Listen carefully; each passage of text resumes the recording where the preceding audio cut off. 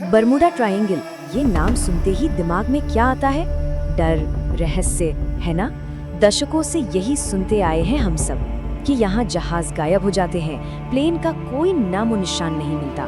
कुछ तो इसे शैतान का इलाका भी कहते हैं। पर आज हम इसे किसी कहानी की तरह नहीं देखेंगे।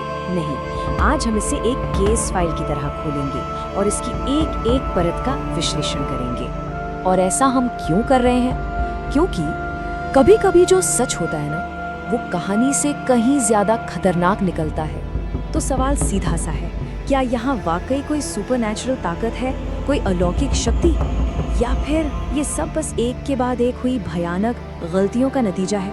हमारी पूरी जांच बस इन्हीं दो थ्योरीज के आसपास घूमेगी। तो चलिए इन किस्से कहानियों से बाहर निकलते हैं और एक असली घटना पर फोकस करते हैं। एक ऐसी घटना जो हाल ही में हुई। हमारी केस फाइल का नाम है SSL फैरो। ये एक मॉडर्न ट्रेजेडी है, एक ऐसी त्रासदी जो हमें सच के बहुत बहुत करीब ले जाने वाली है। तो बात है 29 सितंबर 2015 की। फ्लोरिडा से एक 790 फीट लंबा कार्गो शिप SSL फैरो अपनी मंजिल के लिए निकलता है। उस पर 33 क्रू मेंबर्स सवार थे और सबको यही लगा था कि ये एक रूटीन सफर है। लेकिन किस्मत को कुछ और ही मंजूर था। 30 सितंबर आते आते एक छोटा मोटा ट्रॉपिकल स्टॉर्म जिसका नाम था जोआकिन एक खतरनाक हरिकेन बन चुका था। इसके बावजूद कैप्टन ने पुराने वेदर डेटा पर भरोसा किया और एक ज्यादा सेफ लंबे रास्ते को नजरअंदाज कर दिया। और फिर आई 1 अक्टूबर की सुबह। शिप का प्रोपल्शन सिस्टम फेल हो गया, मतलब इंजन ने काम करना बंद कर दिया और जहाज सीधा तूफान के बीचों बीच जा फंसा। सुबह के 7:20 पर उनकी आखिरी आवाज सुनाई दी और उसके बाद सिर्फ खामोशी। और यहीं पर एक जानलेवा गलती सामने आती है। देखिए, कैप्टन जिस वेदर रिपोर्ट को देख रहे थे वो कई घंटे पुरानी थी, आउटडेटेड। उस रिपोर्ट ने आने वाले तूफान की ताकत को बहुत कम करके आंका था, जबकि असल में हो क्या रहा था? हरिकेन जोआकिन बहुत तेजी से और भी ज्यादा ताकतवर हो चुका था और सीधा एल फारो के रास्ते पर बढ़ रहा था। ये जो गलत जानकारी थी ना, यही है हमारी जांच का पहला और सबसे जरूरी सबूत। अच्छा, तो अब चलते हैं हमारे एग्जिबिट ए की तरफ, और वो है कुदरत का अपना जखीरा। यहाँ हम इन नेचुरल घटनाओं को सिर्फ साइंस के फैक्ट्स की तरह नहीं देखेंगे। नहीं, हम इन्हें संदिग्धों की तरह देखेंगे, वो हथियार जो इस ट्रायंगल के पास हैं। सोचिए, समुद्र की गहराइयों में एक टाइम बॉम्ब छिपा हुआ है। इसका नाम है मीथेन हाइड्रेट्स। ये है क्या? ये असल में मीथेन गैस की जमी हुई बर्फीली चट्टानें हैं जो समंदर के तल में दबी होती हैं। अब खतरा तब होता है जब ये अचानक फटकर बाहर निकलती हैं। जैसे ही ऐसा होता है, ये अपने ऊपर के पानी की डेंसिटी, मतलब उसके गाढ़ेपन को एकदम से बदल देती हैं। और जब पानी का गाढ़ापन ही बदल गया तो वो किसी जहाज का वजन कैसे संभालेगा? तो देखिए होता क्या है। स्टेप 1, समंदर के नीचे से अचानक गैस का एक बड़ा गुब्बार फूटता है। स्टेप 2, ऊपर का पानी नहीं रहता, वो झाग बन जाता है, बिल्कुल फोम जैसा। अब किसी भी जहाज को पानी पर जो चीज तैरा कर रखती है उसे कहते हैं बायंसी।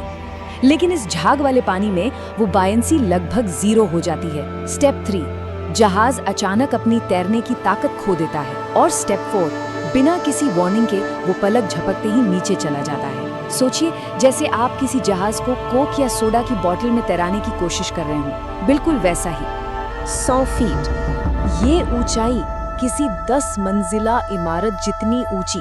और ये क्या है? ये है एक रोग वेव, पानी की एक खड़ी दीवार जो अचानक बिना किसी चेतावनी के कहीं से भी उठ सकती है। और इसकी ताकत इतनी कि एक ही झटके में एक विशाल जहाज के 2 टुकड़े कर दे। लेकिन खतरा सिर्फ समंदर के नीचे से ही नहीं आता, ऊपर आसमान में भी है। इन्हें कहते हैं हेक्सागोनल क्लाउड्स। ये अजीब 6 कोनों वाले बादल अपने अंदर एयर बॉम्ब बना सकते हैं। ये क्या करते हैं? ये 170 मील प्रति घंटे की रफ्तार से हवा का एक सीधा झोंका, एक धमाका नीचे समंदर की तरफ फेंकते हैं। इतनी तेज हवा किसी भी जहाज को डुबो सकती है या किसी प्लेन को आसमान से नीचे गिरा सकती है। तो ये तो हो गए कुदरती खतरे। अब आते हैं हमारी जांच के दूसरे और शायद सबसे जरूरी हिस्से पर, exhibit B, the human factor, यानी इंसानी भूल। क्योंकि कई बार सबसे खतरनाक तूफान समंदर में नहीं, इंसान के दिमाग में उठता है। सर, मौसम बहुत तेजी से बदल रहा है, हम अभी भी रास्ता बदल सकते हैं। ये शब्द SSL फैरो की सेकंड मेट डैनियल रैंडोल्फ्स के थे। ये उस जहाज के आखिरी घंटों की रिकॉर्डिंग से हैं। ये शब्द दिखाते हैं कि तबाही को टालने का एक मौका था जिसे गवा दिया गया। कभी कभी आत्मविश्वास और घमंड के बीच की लकीर बहुत पतली हो जाती है और जब वो मिटती है तो नतीजा जानलेवा होता है। अब जरा एक और खतरनाक चीज समझिए। जब आप एक भयानक तूफान में फंसे हो जहां आसमान और समंदर दोनों एक जैसे दिखें, तो दिमाग कंफ्यूज हो जाता है। उसे समझ नहीं आता कि ऊपर क्या है और नीचे क्या। इसे कहते हैं स्पेशल डिसओरिएंटेशन, मतलब दिशा का भ्रम। एक पायलट या कैप्टन को लग सकता है कि वो जहाज या प्लेन को ऊपर उठा रहा है, जबकि असल में वो सीधा नीचे जा रहा होता है। और इस धोखे का शिकार कोई भी हो सकता है, चाहे वो कितना भी तजुर्बेकार क्यों ना हो। ठीक है, तो अब हमारे पास सारे सबूत हैं, प्रकृति के खतरे, इंसानी भूल। अब वक्त आ गया है इन सबको एक साथ जोड़ने का और इस केस फाइल पर अपना फाइनल वर्डिक्ट देने का। तो सोचिए, क्या होता है जब एक भयानक हरिकेन, एक मैकेनिकल फेलियर और एक इंसान का जरूरत से ज्यादा आत्मविश्वास, ये तीनों चीजें एक ही जगह एक ही वक्त पर टकरा जाएं। जवाब ये है कि बर्मुडा ट्रायंगल का रहस्य कोई एक चीज है ही नहीं, ये इन सभी वजहों का एक परफेक्ट स्टॉर्म है। तो इस केस के असली गुनहगार कौन है? चलिए एक एक करके देखते हैं। पहला, बेहद खराब और अनप्रेडिक्टेबल मौसम, यानी रोग वेव्स और एयर बॉम्ब्स। दूसरा, जमीन के नीचे छिपे खतरे, यानी मीथेन हाइड्रेट्स का फटना। तीसरा, टेक्नोलॉजी और इंसानी भूल, जैसे पुराने डेटा पर भरोसा करना और गलत वक्त पर गलत फैसला लेना। और चौथा, बहुत ज्यादा स्ट्रेस में दिमाग का धोखा खा जाना।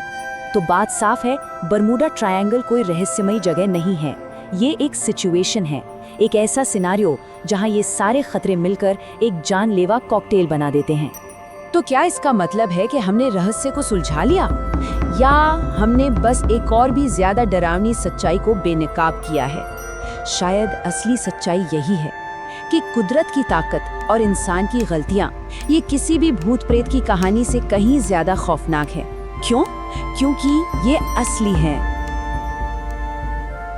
आज हम एक ऐसी केस फाइल खोलने जा रहे हैं जो दुनिया के सबसे बड़े रहस्यों में से एक है। एक ऐसी जगह जहां जाकर कानून, नियम सब कुछ बदल जाता है और कहते हैं कि यहाँ सच कल्पना से भी ज्यादा अजीब है। तो चलिए सीधे उस जगह पर चलते हैं। एक ऐसा इलाका जो अपनी मौजूदगी के लिए नहीं बल्कि उन चीजों के लिए जाना जाता है जो वहां जाकर हमेशा के लिए गायब हो गईं। ये है बर्मुडा ट्रायंगल, दुनिया के सबसे बिजी शिपिंग रूट्स में से एक। मतलब हर साल हजारों जहाज और प्लेन यहाँ से गुजरते हैं, लेकिन कुछ कभी वापस नहीं लौटते और पीछे रह जाती है तो सिर्फ एक खामोशी, एक अनसुलझा सवाल।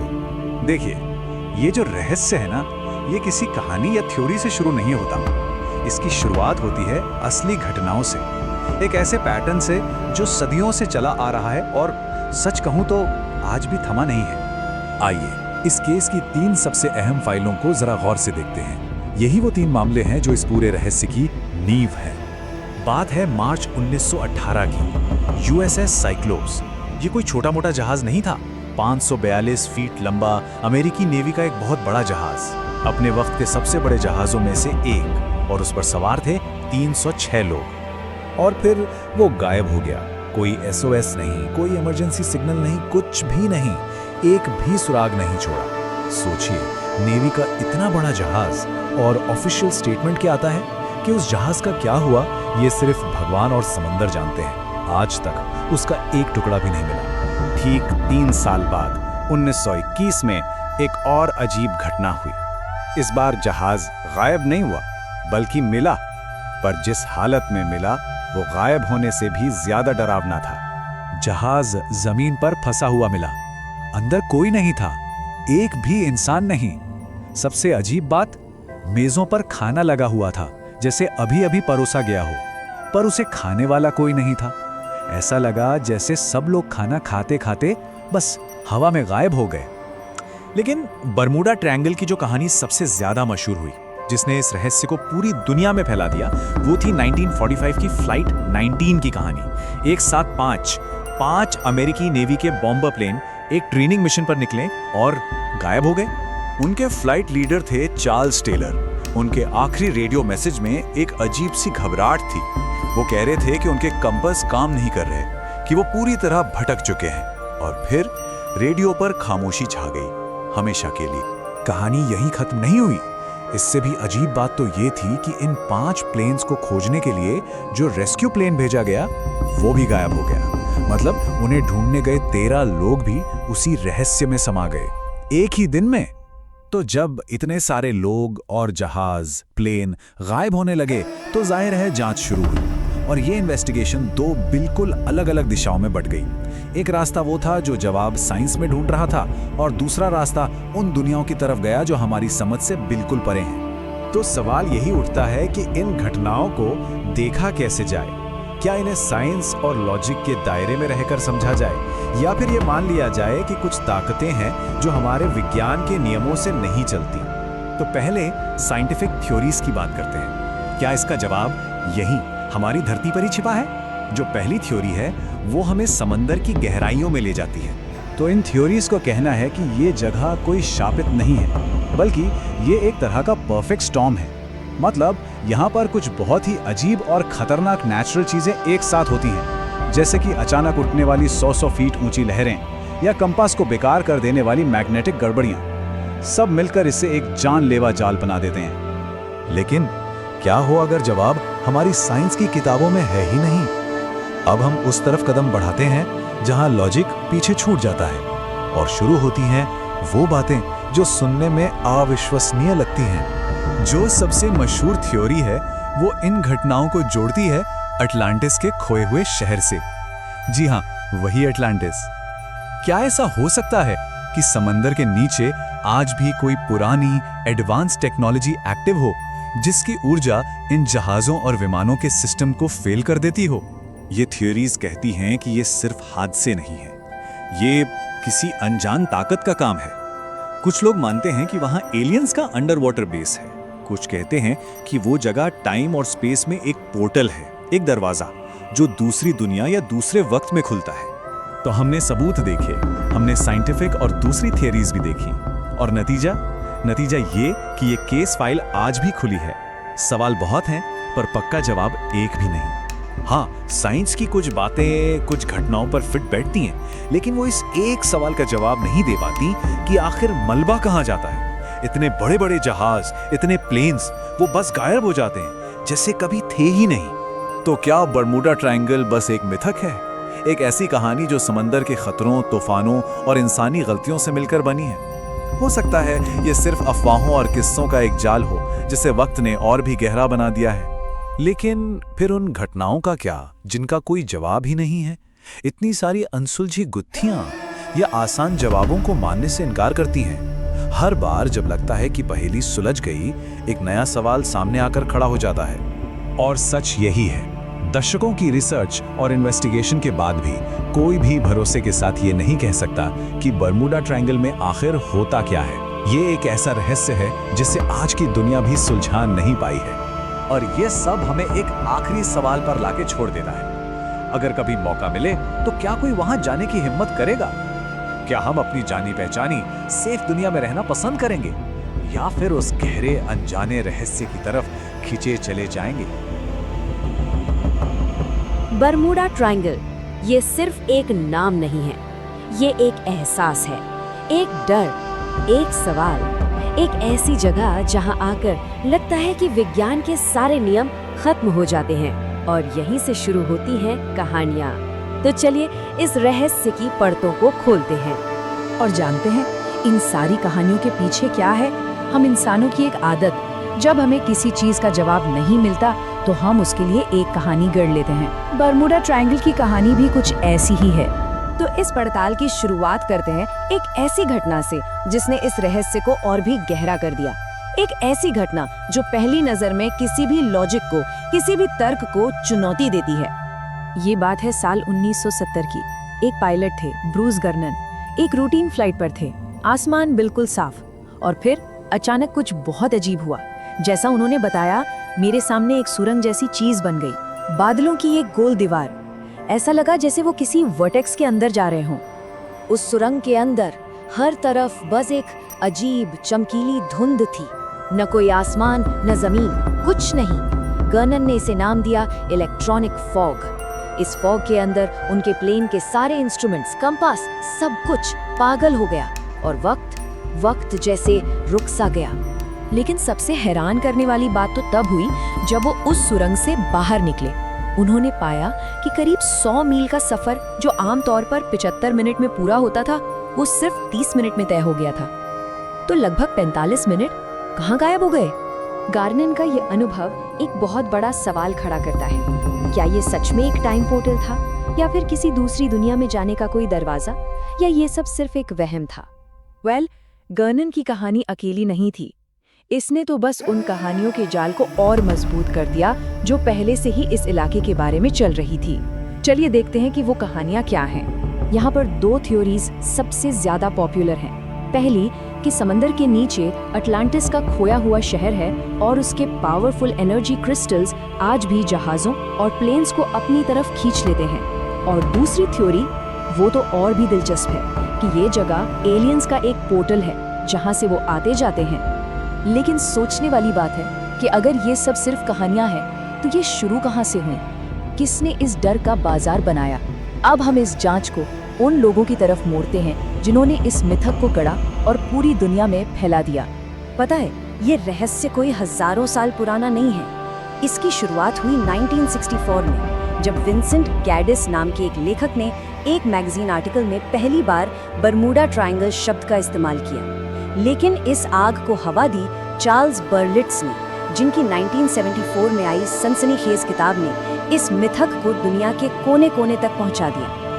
ठीक है, कहानियां बहुत हो गई। अब वक्त है भावनाओं से हटकर सिर्फ तथ्यों और आंकड़ों की बात करने का। देखते हैं कि साइंस इस बारे में क्या कहता है। सबसे बड़ा दावा तो यही है कि ये एक मौत का इलाका है, लेकिन दुनिया की बड़ी इंश्योरेंस कंपनियां और यहाँ तक कि यूएस कोस्ट गार्ड का डेटा कुछ और ही कहानी बताता है। उनके हिसाब से बरमूडा ट्रायंगल में होने वाले हादसे दुनिया के किसी भी दूसरे व्यस्त समुद्री रास्ते से ज्यादा नहीं है। तो फिर सवाल उठता है कि अगर हादसे होते हैं तो उनका मलबा क्यों नहीं मिलता? इसका एक बहुत बड़ा और वैज्ञानिक कारण है गल्फ स्ट्रीम। ये समंदर के अंदर एक बहुत तेज बहने वाली नदी की तरह है, जो सीधे इसी इलाके से होकर गुजरती है। तो ये गायब होने का जादू असल में होता कैसे है, इसे ऐसे समझिए। स्टेप 1, कोई जहाज या प्लेन हादसे का शिकार होता है। स्टेप 2, गल्फ स्ट्रीम की तेज धाराएं उसके मलबे को अपनी चपेट में ले लेती हैं। स्टेप 3, कुछ ही घंटों में वो मलबा सैकड़ों मील दूर बह जाता है। और स्टेप 4, जब तक रेस्क्यू टीम वहां पहुंचती है, उन्हें कुछ भी नहीं मिलता, कोई रहस्य नहीं, सिर्फ और सिर्फ प्रकृति। तो अगर हर चीज की एक तार्किक वजह मौजूद है, तो भी हम रहस्यमयी कहानियों पर ही क्यों यकीन करना चाहते हैं? शायद असली रहस्य समंदर की गहराइयों में है ही नहीं, बल्कि कहीं और है। तो निचोड़ ये है कि बरमूडा ट्रायंगल असल में एक परफेक्ट स्टॉर्म है। यहाँ प्राकृतिक ताकतें, इंसानी भूल और कभी-कभी खराब किस्मत, ये सब एक साथ मिल जाते हैं। और इन सब के ऊपर हम इंसानों की कहानी कहने की जबरदस्त आदत है, जो एक आम हादसे को भी एक रहस्य बना देती है। तो फिर असली रहस्य क्या है? अगर ये कोई जगह नहीं, कोई पोर्टल नहीं, तो फिर आखिर क्या चीज है जो आज भी हमें इतना खींचती है? शायद असली रहस्य समंदर में है ही नहीं, वो हमारे दिमाग में है, हमारी कल्पना में, हमारी उस चाहत में जो एक साधारण सच से ज्यादा एक रोमांचक कहानी को पसंद करती है। लेकिन चलिए एक आखिरी सवाल पूछते हैं। सारे सबूतों और तर्कों के बावजूद, अगर मौका मिले, ये जानते हुए भी कि ये सब शायद सिर्फ एक कहानी है, तो क्या कोई इसके बीच से गुजरने की हिम्मत करेगा या फिर डर हावी हो जाएगा? क्योंकि कभी-कभी सच और कहानी के बीच की लाइन बहुत धुंधली हो जाती है और बरमूडा ट्रायंगल ठीक उसी लाइन पर खड़ा है।